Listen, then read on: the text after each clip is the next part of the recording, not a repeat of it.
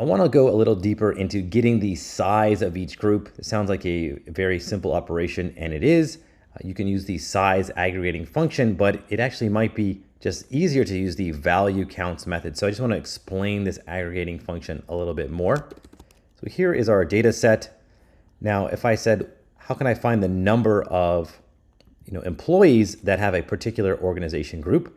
Well, I can use my group by and do an aggregation, and I can take the size of a particular column. So the column here does not matter. So whether I use salaries, overtime, retirement, it does not matter because it's just counting the number of values in that group. Now, to prove to you that it doesn't matter and that the size of a group is independent of the aggregating column, I've taken the same thing, but now I'm going to do multiple aggregations. I'm going to aggregate overtime and retirement also on size. So notice I am taking the size of each one. All of the values will be the same. So this is different than count. Remember, count returns the number of non-missing values. Size is just the number of values which must be the same. So, but there really is no need to do this. So you might just, so don't forget about the value counts method. So you can either use the series value counts method. So you can choose one of the, or not one, we're using organization groups specifically, called value counts. So I'm going to get the series and count it. And notice these values are the same as you see over here. They're not in the same order because group by sorts the group while value count sorts the count over here.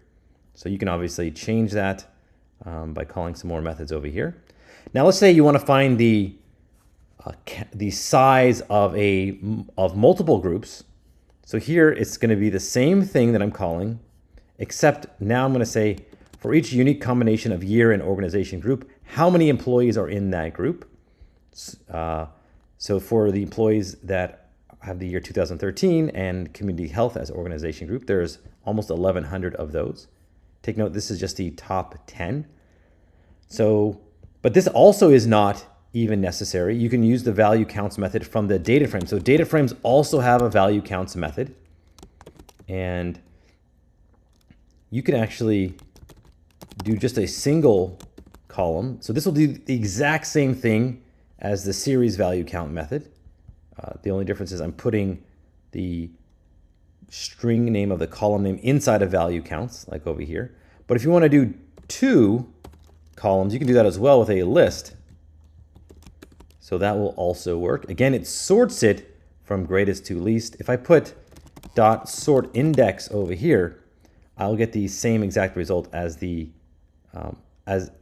group by. That's what group by does. Now notice the result over here is a series and not a data frame. We can just say reset index over here, and that will create it as a data frame. There is a name parameter that you can set over here to give it an actual column name. But the main thing to know is that you can just do this with value counts. You don't have to use group by over here to get this result. You can just rely on value counts for the size of each group. And that's what I do. I don't typically do group by.